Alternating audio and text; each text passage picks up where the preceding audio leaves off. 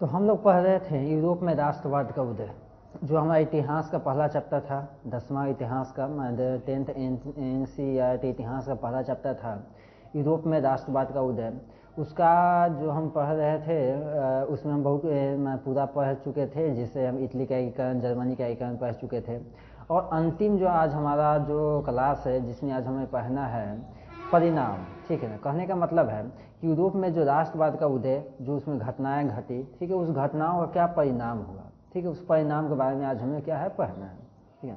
आज हमें क्या पढ़ना है, यूरोप में जो राष्ट्रवाद के उदय से संबंधित जो हम घटनाएं घटे, मैं जो घटनाएं घटी उस घटनाओं में पढ़े हैं, जैसे इटली का एकीकरण, जर्मनी का एकीकरण, और उस एकीकरण के समय जो भी घटनाएं घटी, जैसे राष्ट्रवाद का उदय, ठीक है, और भी बहुत सारा विचारधारा का उदय हुआ, ठीक है।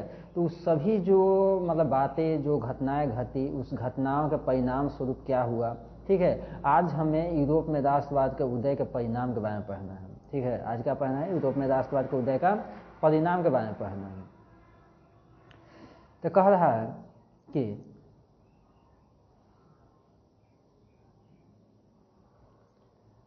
परिणाम क्या हुआ। कहा कि यूरोप में राष्ट्रीयता की भावना का विकास तो फ्रांसीसी क्रांति के गर्भ से ही आरंभ हुआ था। कह रहा है कि यूरोप में क्या कह रहा है कि यूरोप में जो आपका राष्ट्रीयता की भावना, राष्ट्रीयता का मतलब राष्ट्र के प्रति प्रेम, मतलब राष्ट्र के लिए प्रेम की जो भावना था, वो भावना कहाँ से जगा, तो आपको फ्रांस की जो क्रांति हुआ था, फ्रांस की उस क्रांति से ही जो है यूरोप के लोगों में जो है राष्ट्रीयता की भावना जो है पनप गई थी, ठीक है। जो मूर्त रूप से यूरोपीय राज्यों के एकीकरण के रूप में सामने आई, ठीक है। जो मूर्त रूप से क्या है, मैं कब सामने आई, तो यूरोपीय राज्यों के एकीकरण, मतलब जब यूरोपीय राज्य के जब एकीकरण प्रारंभ हो गया, ठीक है। कहने का मतलब जब यूरोप राज्य का जो एकीकरण प्रारंभ हो गया, तो उस एकीकरण के समय जो है राष्ट्रवाद जो है यूरोप में सामने आया, ठीक है। जब एकीकरण के समय जो है राष्ट्रवाद जो है यूरोप में सामने आया। ये पहले भी राष्ट्रवाद था, लेकिन पहले सामने नहीं आ रहा था, ठीक है। पहले फ्रांस की क्रांति में राष्ट्रवाद था, वो तो क्या था, मतलब लोगों में था, लेकिन सामने नहीं आ रहा था। लेकिन खुले तौर पे सामने कब आया, तो यूरोप में जब राज्यों का एकीकरण प्रारंभ हो गया, इटली का एकीकरण, जर्मनी का एकीकरण, तब जनताओं में राष्ट्रवाद की भावना जो है खुले तौर पर दिखने लगी। फलस्वरूप कई बड़े एवं छोटे राष्ट्रों का उदय हो गया, ठीक है। और उसके बाद जब राष्ट्रवाद की भावना जब जगी, ठीक है, उसके परिणाम स्वरूप क्या हो गया, कई छोटे या कई बड़े राष्ट्रों का उदय हुआ। कहने का मतलब इटली, जर्मनी जैसे छोटे राज्यों के साथ साथ कई बड़े राज्यों का भी उदय हुआ। जैसे फ्रांस जो है राजाओं के अधीन रहता था, वहाँ पर क्या हो गया, गणतंत्र की स्थापना किया गया। अब फ्रांस में लोकतांत्रिक सरकार आई, ठीक है, जो एक बड़ी सरकार है। तो कहने का मतलब वहाँ पर कई छोटे या कई बड़े राज्यों का भी क्या हो गया, उदय हो गया। राष्ट्रवादी प्रवृत्ति का नकारात्मक पक्ष 19वीं शताब्दी के अंत मतलब 19वीं शताब्दी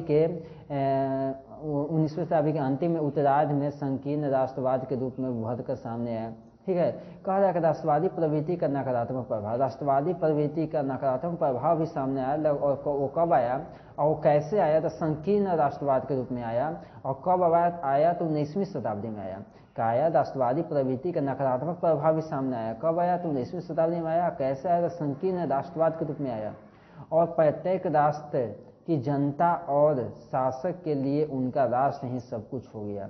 और क्या आया इसमें कि प्रत्येक राष्ट्र के जनता और शासक के लिए उनका राष्ट्र ही सब कुछ हो गया। कहने का मतलब जनता के पास सिर्फ एक ही मुद्दा था, एक ही एम था, एक ही उद्देश्य था, क्या, अपना राष्ट्र, ठीक है ना। और राजा के पास, वहाँ का जो राजा था, शासक के पास भी एक ही उद्देश्य था, अपना देश, अपना राज्य, ठीक है ना। तो कहने का मतलब जनता और शासक के लिए क्या हो गया, तो सब कुछ एक ही हो गया। क्या हो गया, उसका राष्ट्र, उसका देश, ठीक है ना। इसके लिए वे किसी हद तक जाने के लिए तैयार हो गए। कह रहा है कि राष्ट्रवाद की जो भावना ऐसे पनपी कि वहाँ के शासकों, मतलब कौन शासकों, मतलब जो कहने का मतलब कि तानाशाह का विरोधी शासक थे, ठीक है, मतलब जो लोकतंत्र के समर्थक शासक थे उनके, और जो जनता थे उनके, ठीक है, उनके दिल में क्या हो गया कि ऐसी राष्ट्रवाद पनपी, ठीक है, ऐसी राष्ट्रवाद पनपी कि वो किसी हद तक जाने के लिए तैयार हो गए। वो किसी हद तक जाने के लिए तैयार हो गए क्यों, अपनी आज़ादी को पाने के लिए, अपने राष्ट्र को स्वतंत्र कराने के लिए, ठीक है। इसके परिणाम स्वरूप बाल्कन क्षेत्र में छोटे राज्यों तथा जातीय समूहों में भी यह भावना जोर पकड़ ली। और इसके साथ साथ क्या हो गया कि यूरोप का जो बाल्कन क्षेत्र था, बाल्कन क्षेत्र में भी छोटे राज्यों तथा जातीय समूहों में भी जो है यह भावना पनपने लगी, राष्ट्रवाद की भावना। राष्ट्रवाद की जो भावना यूरोप में तो पनपी ही, उसके साथ साथ जो बाल्कन का जो क्षेत्र था उस क्षेत्र में तो पनपा ही, और साथ में क्या हो गया जातीय समूह में, अलग अलग जातीय समूह में भी क्या है कि राष्ट्रवाद की भावना जो है पनपने लगी। दूसरी तरफ बड़े यूरोपीय राज्यों जैसे जर्मनी, इटली, फ्रांस, इंग्लैंड जैसे देशों में राष्ट्रवाद की भावना इतनी बढ़ गई कि उसमें साम्राज्यवादी प्रवृत्ति का प्रादुर्भाव होने लगा। ठीक, कहने का मतलब जो बड़े बड़े देश जैसे अब इटली हो गया, जर्मनी हो गया, फ्रांस हो गया जैसे देशों में भी क्या हो गया, राष्ट्रवाद की भावना इतनी ज़्यादा बढ़ गई, इतनी ज़्यादा पनप गई कि साम्राज्यवाद की प्रवृत्ति का प्रादुर्भाव होने लगा, मतलब कि अंत होने लगा। साम्राज्यवाद में साम्राज्य के विस्तार करने की प्रवृत्ति कौन कहते थे लोग? ये पूंजीपति लोग कहते थे। जो राजा होते थे वो कहते थे, जो तानाशाह राजा होते थे वो कहते थे। तो कहने का मतलब है कि साम्राज्यवाद की प्रवृत्ति का मतलब है कि तानाशाह राजाओं का शासन क्या हो गया, अब खत्म होने लगा। ठीक है, उसके खिलाफ जनता ने विद्रोह कर दिए थे। हालांकि इस समाजवादी प्रवृत्ति के लिए यूरोप में होने वाली औद्योगिक क्रांति उतनी ही जिम्मेदार थी जितनी कि अन्य कारण थे। कह रहा है कि इस साम्राज्यवादी प्रवृत्ति के लिए यूरोप में होने वाली जो औद्योगिक क्रांति था, यूरोप में क्या हुआ था, औद्योगिक क्रांति हुआ था, वो भी कैसी था, जिम्मेदार था। कि हालांकि इस साम्राज्यवादी प्रवृत्तियों के लिए यूरोप में जो औद्योगिक क्रांति था वो भी जिम्मेदार था। औद्योगिक क्रांति मतलब ज़्यादा से ज़्यादा उद्योग लगाना। ठीक है, औद्योगिक क्रांति मतलब क्या हो गया, ज़्यादा से ज़्यादा क्या होगा, उद्योग लगाना। अब उद्योग कौन लगाएंगे, बड़े बड़े पूंजीपति लाएंगे। ठीक है ना, और पूंजीपति लोग उद्योग लगाने के लिए क्या करेंगे, बड़े बड़े क्षेत्र को जीतेंगे, बड़े बड़े क्षेत्र को अपने कब्जे में करेंगे। ठीक है, उस क्षेत्र पर उद्योग लगाएंगे। ठीक है, वहाँ के लोगों को मजदूर बनाएंगे, अपने उद्योग में काम करने के लिए देंगे। ठीक है, उसका शोषण कहते थे। तो कहने का मतलब साम्राज्यवादी प्रवृत्ति लगाने के लिए कौन लोग समाजवादी प्रवृत्ति कब और मतलब कि कहने का मतलब उग्र हो गया, तो कहने का मतलब जब औद्योगिक क्रांति आया।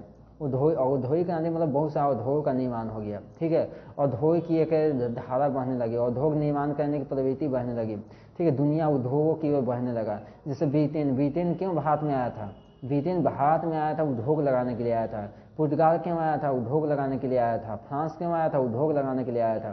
कहने बाद जब औद्योगिक क्रांति आई तो उसने क्या किया कि साम्राज्यवादी प्रवृत्ति को और बढ़ा दिया। कहने का मतलब उद्योग लगाने के लिए लोग पहले क्या कहते थे, किसी क्षेत्र पर कब्जा करते थे, वहाँ पर क्या कहते उद्योग किसी क्षेत्र पर क्या करते, या तो कब्जा करते थे या फिर वहाँ के राजाओं से परमिशन लेते थे कि हम आपके यहाँ उद्योग लगाना चाहते थे। राजा मान जाता था तो वहाँ पर परमिशन मिल गया तो उद्योग लगा देते थे। अगर राजा मान लेते हैं, नहीं मानता था तो वहाँ पर अपने साम्राज्य के विस्तार करने के मतलब उस साम्राज्य को जीत लेते थे, उस क्षेत्र को जीत लेते थे और वहाँ पर अपनी औद्योगिक स्थिति में अपना उद्योग लगाते थे और वहाँ से पैसे कमाते थे। तो औद्योगिकरण ने क्या किया था कि साम्राज्यवादी प्रवृत्ति मतलब क्षेत्र को जीतने की प्रवृत्ति या क्षेत्र विस्तार की प्रवृत्ति को बढ़ा दिया था। दुनिया के बड़े जो ताकतवर देश थे वो और ज़्यादा से ज़्यादा क्षेत्र जीतने लगे। दुनिया के जो ताकतवर देश थे वो और ज़्यादा से ज़्यादा क्षेत्र को क्या किए, जीतने लगे। ठीक है, इस प्रवृत्ति ने सर्वप्रथम एशिया और अफ्रीका देशों में क्या हो गया, अपना निशाना बनाया। अब देखिए क्या हो गया, लिख रहा है कि इस प्रवृत्ति ने मतलब औद्योगिक क्रांति के बाद समाजवादी प्रवृत्ति ने क्या किया, पहले एशिया अफ्रीका, आप जानते हैं कि महात्मा गांधी ने अफ्रीका में सत्याग्रह किया था। क्यों किया था, किसके लिए किया था, वो जो है वहाँ के मजदूरों को जो तनाशाह मजदूरों का जो शोषण किया जाता था उस शोषण से निकालने के लिए किया था। ठीक है, मजदूरों का शोषण कौन कहता था, तो वहाँ के उद्योग कहता था, उद्योग के पूंजीपति कहते थे। ठीक है, वहाँ पर अंग्रेज कहते थे। अंग्रेजों ने ही पूरी दुनिया में कब्जा किया था, पूरी दुनिया में अपना कंपनी लगाया था। अंग्रेजों ने पूरी दुनिया में मतलब पूरी दुनिया का कोई ऐसा जगह नहीं था जहाँ पर कंपनी नहीं लगाया था, अधिकांशतः जगह पर क्या कंपनी लगा दिया था। ठीक है, तो अंग्रेजों का पूरा दुनिया पर अपना औद्योगिक विस्तार था, साथ में साम्राज्यवादी विस्तार था। ठीक है, अब क्या था कि यहाँ पर सर्वप्रथम इसने औद्योगिक क्रांति ने कहाँ पर निशाना लगाया था, फिर समाजवादी प्रवृत्ति कहाँ पर मतलब कि निशाना लगाया था, एशिया एवं अफ्रीका में। आप जानते हैं भारत आपका एशिया में पड़ता है, एशिया के बहुत सारे देश आपका एशिया का, भारत हो गया, इधर हो गया चीन हो गया, फिर आपका इधर लाओस, कंबोडिया, वियतनाम हो गया, आपका इंडोनेशिया हो गया। सभी देशों में क्या है कि पुर्तगाल, फ्रांस, इंग्लैंड जैसे देशों ने क्या किया, अपना शासन किया। क्यों शासन किया, क्योंकि उन्होंने यहाँ पर आकर के कब्जा कर लिया था, यहाँ पर अपने आकर के साम्राज्य विस्तार कर लिया था और यहाँ पर कंपनी लगा के यहाँ से क्या करते थे, वो लोग पैसे कमाते थे। ठीक है ना। तो इस तरह से क्या किया, एशिया और अफ्रीका पर सबसे ज़्यादा प्रभाव किसका पड़ा, औद्योगिक क्रांति का पड़ा और साम्राज्यवादी विस्तार का पड़ा। ठीक है, जहाँ यूरोप के देशों ने अपने उपनिवेश स्थापित किए, जहाँ यूरोप के, अब देखिए एशिया अफ्रीका में कौन ने उपनिवेश स्थापित किया, यूरोप के देशों ने। और यूरोप के रहने वाले कौन थे, वही ब्रिटेन, फ्रांस, आपका स्पेन, पुर्तगाल, ये सब कहाँ के थे, यूरोप के ही थे। इन उपनिवेशों के शोषण पर ही औद्योगिक क्रांति के आधारशिल टिकी थी। कह रहा है कि इन उपनिवेशों के शोषण पर ही औद्योगिक क्रांति की आधारशिल टिकी थी। औद्योगिक क्रांति किस पर टिकी थी, तो उपनिवेशों के शोषण पर ही। जब उपनिवेश का शोषण किया जाता था तब वहीं ये जो आपका औद्योगिक क्रांति टिकी हुई थी। कि औद्योगिक क्रांति का काम था, औद्योगिक क्रांति में क्या हुआ था कि उद्योग का निर्माण किया जा रहा था अधिक से अधिक उद्योग निर्माण करने का मतलब क्या है, अलग अलग क्षेत्रों में जाकर, अलग अलग देशों में जाकर उद्योग का निर्माण। अब अलग अलग देशों में जाकर उद्योग का निर्माण करें, क्या कैसे करेंगे, तो जब पहले क्या करना पड़ेगा, हमारा ब्रिटेन क्या है, उसको भारत में उद्योग का निर्माण करना है। तो ब्रिटेन ने पहले आया भारत में, यहाँ परमिशन लिया, ठीक है, परमिशन लेकर उद्योग लगाया। ठीक है, जब यहाँ पर उद्योग मिल गया, परमिशन मिल गया, उद्योग लगा दिया, यहाँ से पैसा कमाना चालू किया। अब धीरे धीरे क्या किया, अपना उद्योग का विस्तार भारत में किया, अपना साम्राज्य को भारत में, मतलब अपना शासन को भारत में स्थापित करने की कोशिश किया। कहने का मतलब सीधे तौर पर कहें तो भारत को उसने कब्जा करने की कोशिश किया, अपना शासन या भारत पर स्थापित कर दिया। और धीरे धीरे क्या कर लिया, भारत के उद्योग और भारत की सरकार, भारत के शासन व्यवस्था दोनों पर कब्जा कर लिया, और क्या हो गया कि यहाँ का शासक बन गया। ठीक है, ऐसे ही उसने क्या किया था कि पूरी दुनिया पर क्या किया था, शासन किया था, ब्रिटेन, फ्रांस, पुर्तगाल जैसे देशों ने। ठीक है, तो ये क्रांति की आधारशिला का था, शोषण था। अब देखिए वो शासन करने के लिए क्या करता था, अब यहाँ पर कंपनी लगाता था, तो यहाँ पर जब बड़ा बड़ा कंपनियाँ आया तो छोटी छोटी कंपनियाँ खत्म हो गया। तो छोटी छोटी कंपनियाँ जिसे कुटीर उद्योग कहा जाता था, जो भारतीय कंपनियाँ था, वो जब खत्म होने लगा तो भारतीयों ने विरोध करने लगे। तो ये जो बड़ी बड़ी कंपनियाँ, ब्रिटेन के लोग क्या किए, भारतीयों के मारा पीटा, शोषण किया, उनको दबा दिया। ठीक है, और ये क्या किया, वहाँ पर भारत पर कब्जा कर दिया। तो इस तरह से क्या किया, भारत के शोषण करके ही औद्योगिक क्रांति का विकास किया गया। ठीक है ना, भारत का शोषण किया और भी देशों का शोषण किया और वहाँ के लोगों का शोषण किया, उसके बाद ही क्या किया, उद्योग का विकास किया गया। इस साम्राज्यवादी प्रवृत्ति के कारण ही ओटोमन साम्राज्य ध्वस्त हुआ। ठीक है, अब पूरी बाल्कन क्षेत्र युद्ध का अखाड़ा बन गया। कहने का मतलब है इस साम्राज्यवादी प्रवृत्ति में, साम्राज्य विस्तार करने की प्रवृत्ति के कारण ही आपका जो है ओटोमन साम्राज्य था, वो क्या हो गया, खत्म हो गया, ध्वस्त हो गया। अब पूरा बाल्कन क्षेत्र जो है, पूरा बाल्कन क्षेत्र क्या हो गया, अखाड़ा बन गया। अखाड़ा मतलब कहने का मतलब युद्ध का क्षेत्र बन गया, वहाँ पर आए दिन युद्ध होने लगा। कह रहा है कि यूरोप में राष्ट्रवाद के इस प्रादुर्भाव ने यूरोप ही नहीं वरना पूरे विश्व का जागरूक बनाया। कह रहा है कि यूरोप में राष्ट्रवाद का उदय सिर्फ यूरोप का ही नहीं बल्कि पूरे विश्व को जागरूक बनाया। पूरे विश्व को जागरूक बनाने का मतलब है पूरे विश्व को ये जागरूक किया कि आप जो हैं अपने राजा, जहाँ के राजा तानाशाह हैं, जहाँ पर क्या है जिसका शोषण हो रहा है, वो आप शोषण से निकलिए, वहाँ पर क्या है कि अपना शासन स्थापित कीजिए। कहने के बाद लोकतंत्र स्थापित कीजिए। ठीक है ना, जिस कारण अफ्रीका एशिया उपनिवेश देशों ने सत्ता के खिलाफ मुक्ति के लिए राष्ट्रीयता के लहर उपजी। ठीक है, जिस कारण देखते हैं कि आप अफ्रीका में हो गया, गांधी जी ने सत्याग्रह किया था, वहाँ के आंदोलन किए थे, मजदूर आंदोलन किए थे, गांधी जी उसका समर्थन किए थे। फिर गांधी जी भारत आए, भारत में आकर आंदोलन किए। ऐसे से बहुत सारे देशों में क्या किया है, क्या किया गया कि वहाँ की जनताओं ने क्या किया, अपना उपनिवेश जहाँ वहाँ का अंग्रेज शासन करता था या फिर दूसरे देश जब शासन करता था तो विदेशियों का विरोध किए। ठीक है, उनके खिलाफ क्या किए, उनसे मुक्ति के लिए क्या आंदोलन कर दिए। ठीक है, इस परिक्षेप में भारत में भी यूरोपीय राष्ट्रवाद के संदेश पहुंचने शुरू हो चुके थे। कह रहा है कि इसी परिप्रेक्ष्य में भारत में भी यूरोपीय राष्ट्रवाद के संदेश पहुंचने लगे थे। अब क्या कर रहा है, भारत में यूरोप में जो राष्ट्रवाद की भावना जो जगह, उसका संदेश कहाँ पहुंचने लगा था, आज भारत में ही पहुंचने लगा था। भारत में भी यूरोप के देखते देखते क्या हो गया, क्रांति शुरू हो गया था। यूरोप में किसके लिए क्रांति हुआ था, अंग्रेजों से मुक्ति पाने के लिए। भारत में किसके लिए क्रांति हुआ था, अंग्रेजों से मुक्ति पाने के लिए क्रांति होने लगा था। ठीक है, और मैसूर के शासक टीपू सुल्तान ने 1789 में फ्रांसीसी क्रांति से काफ़ी प्रभावित हुए थे। आपका भारत में मैसूर के शासक जो टीपू सुल्तान थे, जो 1757 की जो फ्रांसीसी क्रांति हुआ था, उस क्रांति से बहुत प्रभावित हुए थे। ठीक है ना, इस प्रभाव में उसने भी जैकोबियन क्लब की स्थापना करी। ठीक, किसने, टीपू सुल्तान ने भी जैकोबियन क्लब की स्थापना की तथा स्वयं उसका सदस्य बने। और जैकोबियन क्लब के क्या बन गए, स्वयं सदस्य बने, खुद जो है सदस्य बन गए। यह भी कहा जाता है कि उसने श्रीरंगपट्टनम की श्रीरंगपट्टनम में ही स्वतंत्रता का प्रतीक वृक्ष भी लगाया। ठीक है, मतलब कहा भी जाता है कि जो टीपू सुल्तान ने स्वतंत्रता के प्रतीक वृक्ष लगाए थे, कहाँ लगाए थे, तो श्रीरंगपट्टनम में लगाए थे। दूसरी तरफ 19वीं शताब्दी में चलने वाले सामाजिक धार्मिक सुधार आंदोलन के नेताओं ने भारत में राष्ट्रीयता चेतना को जागरूक किया। दूसरी तरफ क्या हो गया कि सामाजिक धार्मिक सुधार, समाज और धर्म के सुधार, समाज में धार्मिक सुधार के लिए जो आंदोलन चलाए गए, उस आंदोलन ने भी राष्ट्रीय चेतना का विकास किया। लोगों को अंग्रेजों के खिलाफ जाने के लिए या फिर अपने धर्म के कुरीतियों के खिलाफ जाने के लिए क्या किया, उत्साहित किया। और लोगों ने क्या किया, अपने समाज को कुरीतियों से दूर किया और अपने देश को अंग्रेजों से मुक्त किया। ठीक है ना। उदाहरण के लिए राजा राम मोहन राय सवर्ण अंतर्राष्ट्रीय घटनाओं में काफ़ी रुचि लेते थे। तो उन्होंने स्वतंत्रता, जनवादी, राष्ट्रवाद संबंधी अपने विचारों के कारण ही 1821 में नेपल्स की क्रांति में विफल पर काफ़ी दुख प्रकट किए थे। कहने के बाद राजा राम मोहन राय जो थे विदेशी मामलों में क्या किए, कहते बहुत मतलब कि रुचि रखते थे। और 1821 में जब नेपल्स की क्रांति की विफलता हुई थी, नेपल्स क्रांति में वे जो विफलता मिली थी, तो उसका दुख प्रकट किए थे। और 1823 में स्पेनिश स्वतंत्रता आंदोलन की सफलता पर उन्होंने भोज दिया था। कहने का मतलब जब क्रांति जब विफल हो जाती थी तो राजा राम मोहन राय जैसे लोगों ने क्या किया था, उस पर दुख प्रकट करते थे। और जब उनको क्रांति को जब सफलता मिल जाती थी, जैसे स्पेनिश क्रांति को जब सफलता मिल गई, तो वो क्या कहते थे, खुशियाँ मनाते थे, भोजन खिलाते थे। उस खुशी मनाकर क्या करते थे, भोजन बांटते थे। कालांतर में भारत में 1857 की क्रांति ही राष्ट्रीयता का तत्व नजर आने लगा। ठीक है, कालांतर में क्या हो गया, यूरोप के देखते देखते क्या है, भारत में जो 1857 की क्रांति आ गया।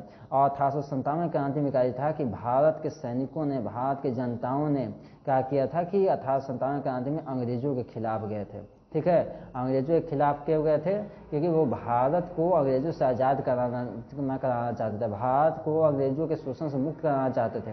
ठीक है, इसलिए 1857 की क्रांति हुई थी। जब 1857 की क्रांति पढ़िएगा तो इसमें और भी बहुत सारे कारण थे, लेकिन मुख्य कारण यही था कि अंग्रेजों से भारत को मुक्त कराना, अंग्रेजों से भारत के व्यापार को मुक्त कराना, अंग्रेजों से भारत के शासन को मुक्त कराना था। ठीक है, अपने आप को आज़ाद घोषित करना, अपने देश को आज़ाद देश घोषित करना। ठीक है ना, ऐसा उद्देश्य था 1857 क्रांति का। इस प्रकार यूरोप में जन्मी राष्ट्रीयता की भावना ने प्रथम यूरोप को और अंत पूरे विश्व को प्रभावित किया। इस प्रकार हम कह सकते हैं कि यूरोप में जो राष्ट्रीयता की भावना जगा, उस राष्ट्रीयता की भावना ने यूरोप में तो सभी देशों को एकीकरण करने में मदद किया। ठीक है, सभी देशों में राष्ट्रीयता की भावना जगा दिया। ठीक है, सभी छोटे छोटे देश, बड़े बड़े देश स्वतंत्र हो गए। और साथ साथ पूरे विश्व में भी इसका प्रभाव पड़ा। पूरे विश्व में जो भी देश किसी तानाशाह शासक का गुलाम होते थे, वो क्या करने लगे, अपने शासक का विरोध करने लगे। और विरोध करके अपने यहाँ उस शासक को हटा करके एक नई शासन स्थापित की, जिसे जनता का शासन कहा जाता है, जिसे लोकतंत्र कहा जाता है, या अपनी समाजवाद शासन व्यवस्था कहा जाता है। दुनिया के सभी देशों ने क्या किया, लोकतंत्र समाजवाद शासन व्यवस्था को क्या किया, अपनाया। और तानाशाह राजा के शासन को क्या किया, खत्म कर दिया। ये किसका प्रतिफल था, तो राष्ट्रवाद उत्पन्न हुआ, राष्ट्रवाद की जो भावना जन्म लिया, इसका ही परिणाम था। इसके फलस्वरूप यूरोप के राजनैतिक मानचित्र में बदलाव तो आया ही, साथ ही साथ कई उपनिवेश भी स्वतंत्र हो गए। कह रहा है कि इसके साथ साथ क्या यूरोप के मानचित्र में अब क्या है कि सभी राज्य क्या स्वतंत्र हो गए। पहले कहा था कि ब्रिटेन था तो बहुत सारे देशों को कब्जा किए हुए था, सबको मिलाए हुए था, तो मानचित्र क्या था, एक ही था। अब क्या हो कि अलग अलग राज्य जो है, अलग अलग देश क्या होगा, स्वतंत्र होकर अपना आज़ाद हो गए, वो अलग अलग हो गए। तो देश और दुनिया क्या होगा, मानचित्र भी बदल गया। देश जब राज्य अलग अलग होंगे तो देश और दुनिया क्या होगा, मानचित्र भी बदल जाएगा, नया मानचित्र आएगा।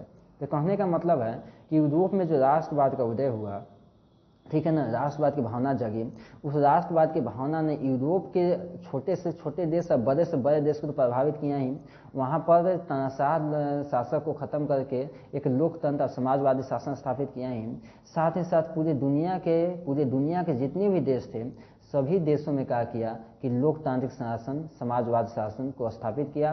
और वहाँ से क्या है ना, पूंजीवाद को खत्म किया, वहाँ से तानाशाह राजा के शासन को खत्म किया। ठीक है, और इसका पूरा दुनिया पर प्रभाव पड़ा। ठीक है, तो ये आपका क्या है, यूरोप में राष्ट्रवाद का उदय का जो पहला चैप्टर है, ये आज समाप्त हो गया है। ठीक है। अब क्या है, इसके बाद हम अगले चैप्टर को प्रारंभ करेंगे, या फिर इसके बाद दूसरे बुक को, मतलब जैसे 10th क्लास का जैसे आपका भूगोल हो गया या फिर पॉलिटी हो गया, उसको प्रारंभ करेंगे। ठीक है ना। तो आज हम अपना क्लास जो है मतलब रोकते हैं।